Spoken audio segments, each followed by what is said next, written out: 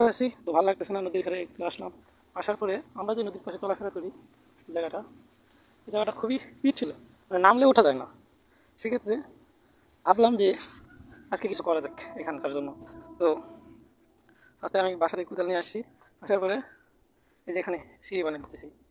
আমার তো সামর্থ্য নাই মানুষের জন্য প্লাস্টারের সিঁড়ি করার জন্য, তো মানুষের উপকারের জন্য সামান্যতম যদি আমি উপকার করতে পারি তো নিজের কাজ দ্বারা উপকৃত করার চেষ্টা করতেছি। সেক্ষেত্রে আমি যে কোদাল নিয়ে আসছি, আসার পরে এখানে সিঁড়ির মতন ধাপ ধাপ তৈরি করে দিতেছি যেন মানুষের চলাফেরা, আমার বাড়ির মানুষ